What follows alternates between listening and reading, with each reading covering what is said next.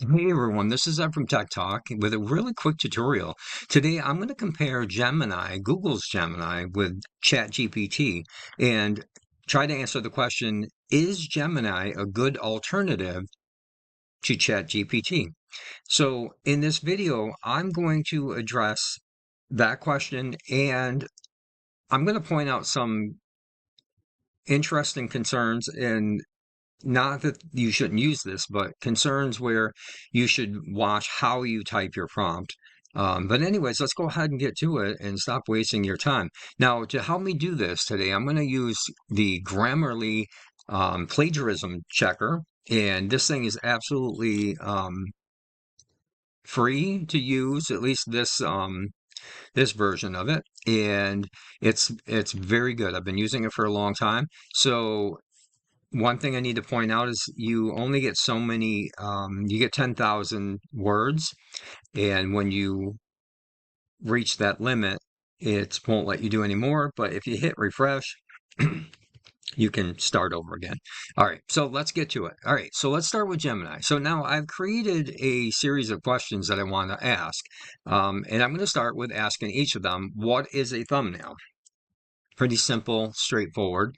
So let's start with Gemini, and I'm going to go into the prompt here. So now for both of these, in order to use them, you have to just sign in. Gemini, you're going to use a Gmail account or any type of Google account, Outlook, whatever, Hotmail.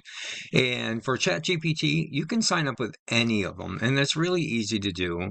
So once you're signed in, you're going to see this, and you're going to go ahead and hit Control V. And the links to all these will be in the description, so don't worry about it. And I'm going to hit Enter and see what we get back. Now, you're going to notice that a lot of times when they do these kind of searches, sometimes they'll incorporate, links, which is fine. And that's most likely where they're going to get it from. So when they do a link like this, I usually don't do the three dots copy here. I usually go right up here and I just copy the words. So I'm going to go copy, and then I'm going to go into the plagiarism checker. I'm going to go Control V, and then I'm going to go right down here to scan for plagiarism. And let's see what we get. So as you can see, it's significant plagiarism, which is not surprising because you're asking specifically a question, what is a cat, or what is something? And that's usually going to probably pull from a dictionary definition. So that's why we got the visuals down at the bottom. So we're going to do the same thing in ChatGPT, quicker than I'm doing right now. And copy, and then we're going to go over to plagiarism checker, and we're going to refresh to reload it so that we're not using the same thing. Because if you don't refresh, if you type it in there, it's going to return plagiarism. If the previous answer was plagiarism, you're going to get a return of plagiarism. So now we're going to go ahead and scan. So far, Gemini came back with plagiarism. Now, ChatGPT, they came back with no plagiarism found. So now I'm going to go back in and I'm going to go right here. I'm going to say, what is a cat? So I'm going to go right here. I'm going to go copy, and I'm going to go back here. And I'm doing more than one just so we can get an idea of how dependable they are. Of course, this isn't refreshing very quick.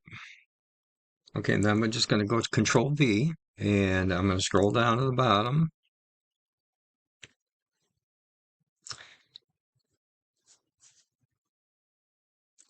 And we got significant plagiarism found. So let's go over to here and say, what is a cat?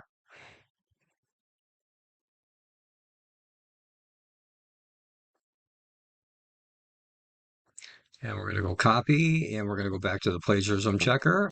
And that's one of the reasons why I use these type searches, because as you can see, it came back significant plagiarism found. So basically those type of generic searches like that, those more times than not are going to pull you back significant plagiarism. So let's go ahead and search something a little bit more specific, and let's go to the second search that I came up with. So write a story about a dog that got lost and eventually found its way home. So we're going to go control copy, and I'm going to go right back to Gemini. We'll start with Gemini first again, control V, and I'll hit enter. And let's see what kind of story it comes up with. Anyway, so let's go ahead and copy this and see. And by the way, if any of this, you find any of this helpful, just please consider hitting like and subscribe. At least hit the like button. It really helps the algorithm. All right, so I'm going to go ahead and refresh this. I know this is a little bit longer than I expected, but I mean, it's really good to know because a lot of people just assume that these are fine, and a lot of times they are not.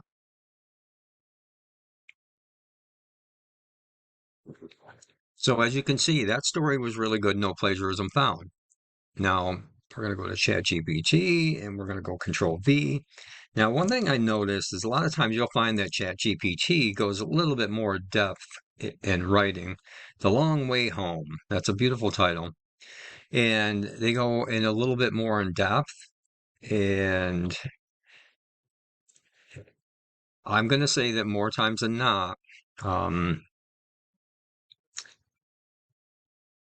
both of these applications do a pretty good job of coming back with not plagiarized, but a lot of times they do come back with plagiaristic stuff. And so you really need to be careful when you're using these. And it's not that they're bad. These are AI. They're pulling from data that they've been trained on. So it's not surprising that they're incorporating, pulling from the internet, which really in some sense, in some instances, really helps people, you know, get recognized. So as you can see, ChatGPT, significant plagiarism, and um, I think the point really is clear that when you're using both of these, you just got to really be careful. So let's start with Gemini, and we're going to go to the next thing. So the next thing is writing a song. So Suno AI, I don't know if you're familiar with Suno AI, but they use ChatGPT as their go-to for lyrics.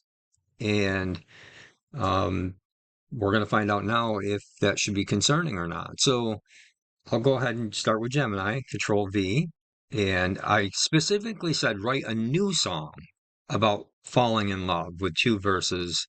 Um, and then I'm going to hit play. Falling Slow.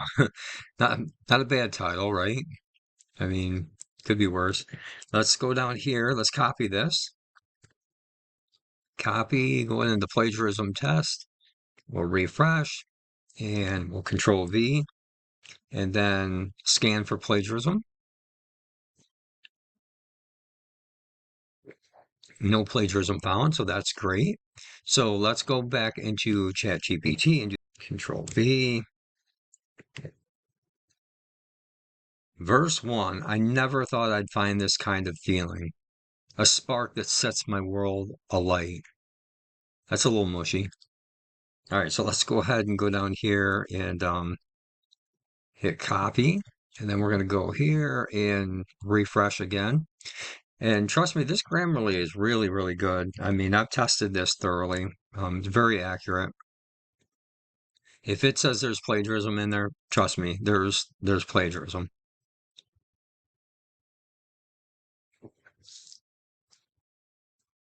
So as you can see, plagiarism. So with music, more times than not, I haven't seen one yet that came back plagiarism for the music aspect. So as you can see, they're both very similar. They both you sign up the same way, you use email. They have a paid version, which I think is like, I don't know, it's like $19 a month. I think they might have you pay for a yearly subscription. But anyways, um, Gemini is a viable alternative to ChatGPT. And I guess it's up to you, the user, whether or not it's better or not. But I would test it some more and see if you like it. And let me know what you think in the comments below. All right. And if you have any other ones that you want me to test, please let me know and I'll be more than happy to do it. All right. I hope you all like this. Please consider hitting that like button at least. And I would love to have you subscribe. All right. Thanks for watching. All right. Bye.